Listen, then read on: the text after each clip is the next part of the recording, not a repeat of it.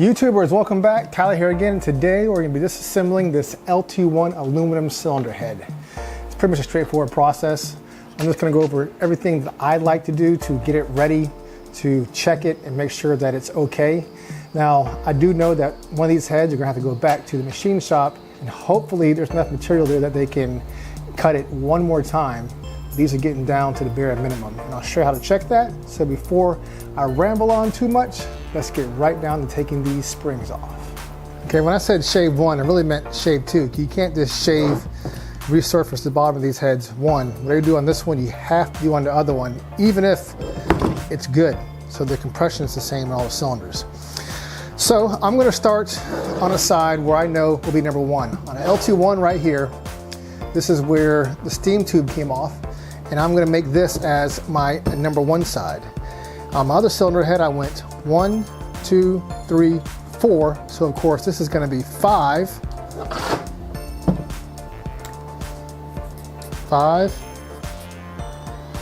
6, 7, and 8. I'm doing this because these valves have been machined into each cylinder and they've now become married to the cylinder because they've been used. So you do not want to swap these out. This side goes to the bottom of the spring and you can adjust it based on the height of your valves with this. You don't want to go far too down that the retainer goes and hits the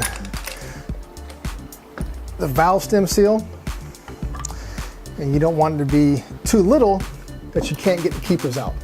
So first, I'm gonna put this over it. Well, we can do it without it first. We'll see if this breaks free. Oh, and it did, it broke free. And I'm supposed to have a magnet, but I forgot that. So let's see if we can't get this out of here without a magnet. And we're not gonna be able to. All right, got my magnet. This is important to get the magnet. See if I can't finagle this out a little more. There we go. All right, got that one out. I'm gonna push on this a little bit, get it free. And got them both out. Let me cut my zip tie off since I forgot my magnet to begin with. And very gently, try to coax it up without grinding on your valve too much. And there you go. We have one off. But right here we have the valve stem seal, and we're going to use a screwdriver to pry it up and off. It will come up, I guarantee you. There it goes. All right, valve stem seal. You never reuse these, so I'm putting them over there. Now, here's the cool part. And the valve did not fall down, thank goodness. And get that off. Here's your valve. This is number 5. Since this is the far end, start over here, and we're gonna go in order, take each one out and put them like that. But we're also going to take these shims out that are with each one, put those down in their respective order also. And the reason why is because all these are set to a desired spring height. And you want to put those back in the same one if you're going to reuse all this. I'm probably not going to reuse these springs, so I'm going to have to redo this anyways, but that's how you want to do it. And we're going to take these keepers, just kind of put them to the side. And that'll be our number 1 for this cylinder, which is number 5. And now we're moving on to the next one.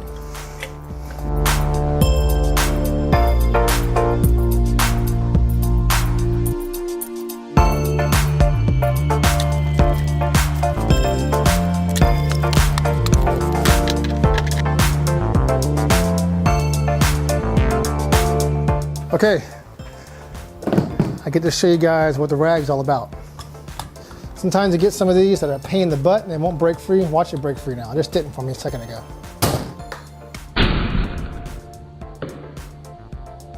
Well, see that? There it went. When they don't break free, you put the rag on top of it so that guy doesn't go jumping out over there. Usually it'll wait until I pull out the hammer, but sometimes you have to pull out the hammer. You put the rag on top and you just bang it and then poop like that, it'll break free. and then you don't have to go looking for it. Whoops, see, hey, I just did it. Be careful for that cam arm, because if you come off it too fast, it'll slip out and that'll happen. Okay, so when you take these out, you want to make sure that there's no scarring to the high spots on this. See, these is what they lock in by pressure. And this little indent in there, right there, is the only thing that keeps your valve from dropping into the cylinder. So you want to make sure that when you put them on, you don't scar them up, and when you take them off, you don't scar them up, because that's how a valve drops into your cylinder, is if your keepers are all scarred up and they don't have enough bite to keep the valve in there. All right, so now comes the fun part. We have all our valves and springs out. They're in order, so we know exactly which cylinder it goes back in. Like I said before, pick a side that you know you're going to start from, so that when you put these back in, you know it goes 5, 6, 7, and 8. Make sure these are labeled. We're going to clean these, but we're also going to clean these one at a time. So when they come back, they go right back there. You know exactly where it goes, because you do not want to mix these up. Cleaning is the fun part. That's the time-consuming part. We're going to do that next. All right, we're going to actually go clean the cylinder head off last. But in the meantime, we're going to use some oven cleaner to get that exhaust valves as clean as possible. So I'm going to spray this on here first. And we're just going to let it sit. Get it all nice and hosed down while we're going about cleaning the valves. And this way we have this stuff working for us while we're side over. So we got this stuff working for us while we're working on the valves. That way we're not wasting time. And let that stuff just sit on there. It'll help break off all that carbon that's built up over the couple of years this motor is in there. Also, do not put your cylinder heads directly on anything that's cement, concrete, that might scratch it up, because if you turn that over on the flat side and gouge up that, you can make it even worse than it already is. So always put it on something soft that's not as hard as the material itself. That way you don't damage what you're trying to fix, and that's the cylinder heads. All right, so this is what I'm going to do to clean this off. I got some cleaning solution, concentrate. I'm going to put some water in there. Now I do know that you can put these in the cleaning solution, let them sit for overnight or whatever, and you'll get all this off. They're kind of looking very clean. But I don't like putting them all into that cleaning solution, because when you pull it out, you're not going to know which number goes back to which cylinder. And you can do, one at a time, but that would take you like probably 4 days to get all these clean. This stuff has to sit in there for hours to get all this baked up carbon off. So we can do all this right now with sandpaper, a drill, and the one spot you have to be very careful is right here.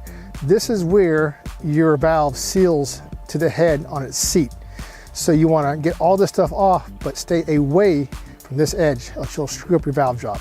But it can be done. I've done it plenty of times. Some of you guys are going to hate on this. Some of you guys are going to like it. All depends what you're going to do. So here, let's first start by putting this guy right here. You can use WD-40, but I find you just waste WD-40. So I just do this.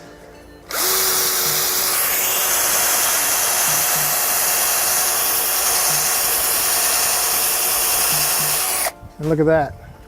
We've already got a lot of that off. And you just repeat.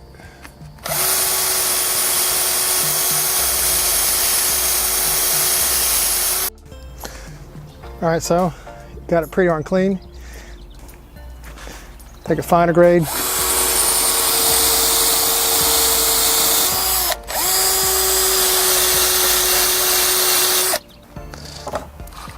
Take this last one, this is a polishing one.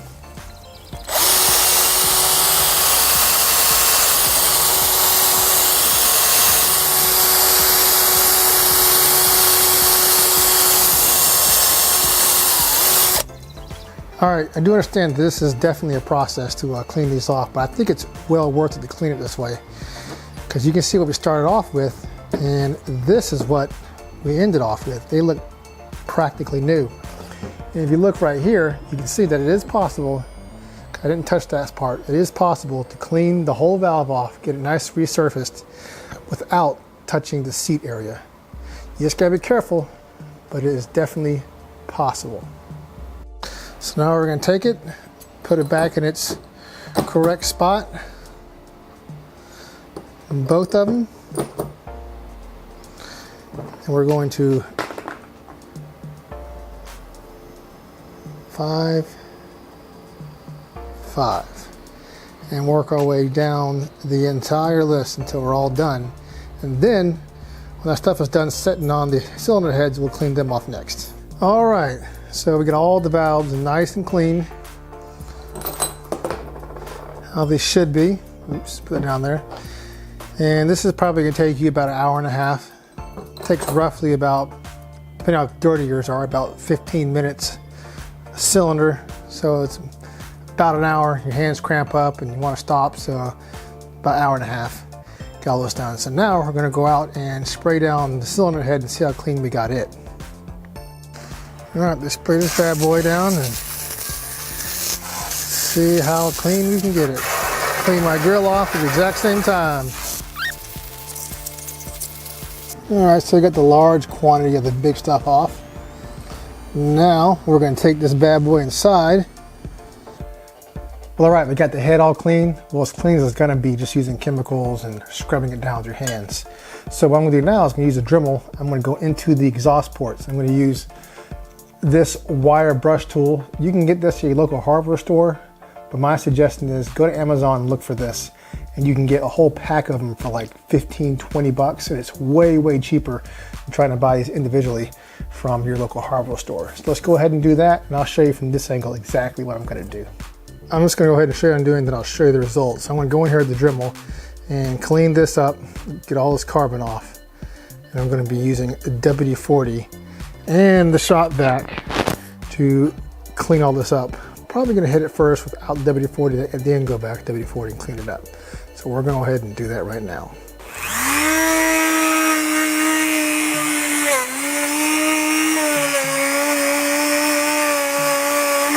All right, so here is the final result. You can see the before and after right here side by side. You know, it works pretty good. You just get most of it off as you can. You know, just a little small wire brush. And as you're doing this, you want to be very mindful to be careful. You want to stay away from where the valve seats on the actual hardened seat of the heads, because you don't want to booger up the valve job. So you just got to be careful when you go right up around in here. And next I'm going to clean up the combustion chamber, and then I'm going to go in here and I'm going to clean up the intake just a little bit. And I will show you the final result when I'm done.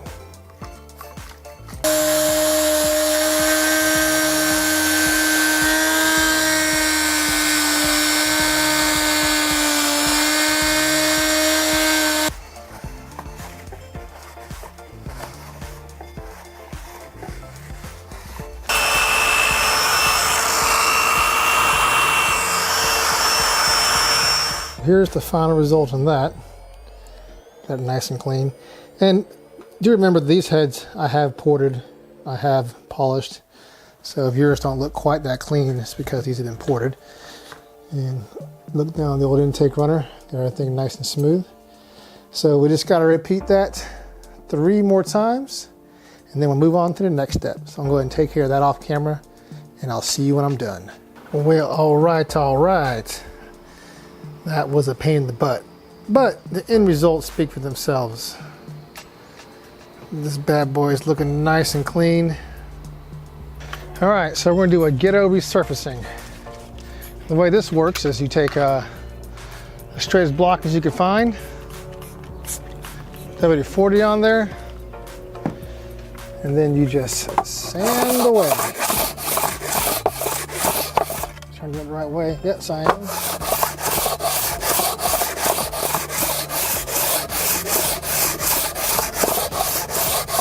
We're also going to use this to get rid of all this gasket material right here. Now this works if you're in a pinch to kind of resurface your cylinder head. I was just showing you guys that, but if you want to put any power to something like this, nitrous, high compression, you're gonna have to take it to a machine shop and have it really straightened. Oops.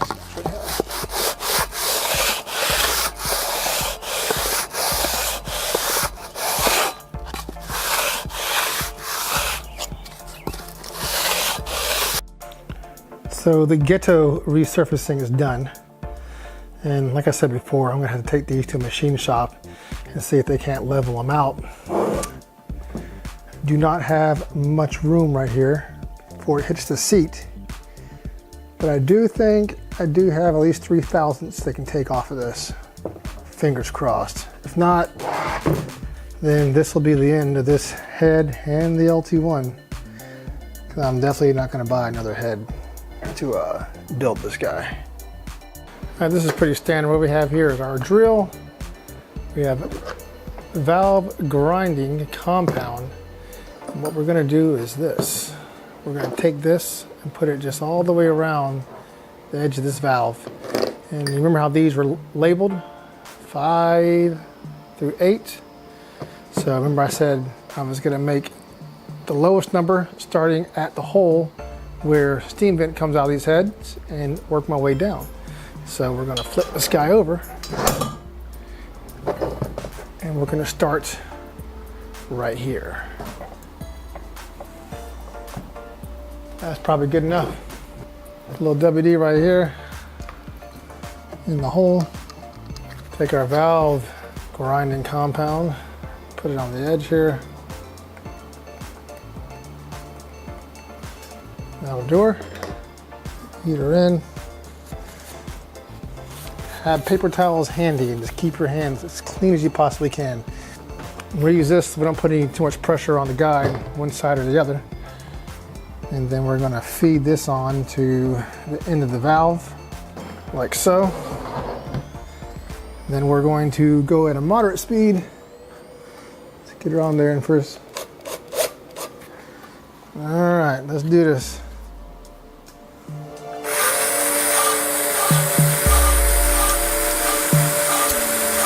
Reverse it.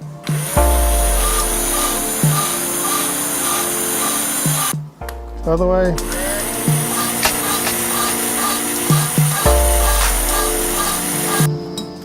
Pull this off. We're going to clean it up. Take all this off. And we're going to clean it off here as my dog cries in the background. Then we're going to lubricate this again, and we're going to do this one more time.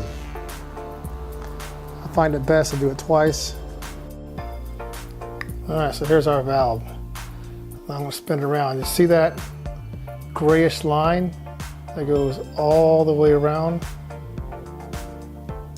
You wanna make sure that line is the same width or very close to the same width all the way around the valve. If this valve was bent, one side would be ground more and the other side would be a lot smaller. So that's very important to look at. So now we're gonna go to the head and we're gonna look at where this valve seated against the head, and we're gonna see exactly how good it's doing on that end. All right, hopefully you guys can see it, but there's a gray line right there. And that's what you're looking for. You wanna make sure that goes all the way around, and it does on this one. So that means that this valve is sealing up just fine. So now we got one down, gotta do the intake, the other intake, the exhaust, the other exhaust, the other intake, and the exhaust. And then we're done. Then you notice this, you gotta be careful. And this is why I say it's very important to do one at a time. So I'm gonna have to put 5 on this again.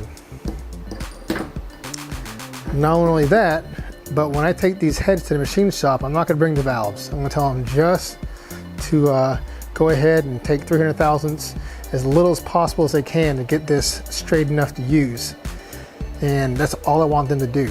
So what you're gonna have to make sure is that you put these in a box in order, numbers, and you make sure that you put a 5 on this side or whatever side of the head, because both these heads are pretty much ambidextrous on small block Chevys and LT1s, besides steam vent being on the wrong different side, but you can put a steam vent on both sides in the LT1. So you gotta make sure you put a 5 that won't come off right here, and then a 1 on the other head, so that way when you get your heads back, the valves go in their married cylinder for each one, and that way you know whatever you lapped in and looked good, it's gonna be good whenever you put them back in there. Well, I hope you guys found this video entertaining and maybe informative. I hope so. My goal is just someone else doing this DIY stuff like me who wants to get into it. This is how I've done it. It's worked. And if you guys want to see more videos like this, subscribe, tell me what you want to see, and if I can make it happen, I'll make it happen. Until next time, peace out.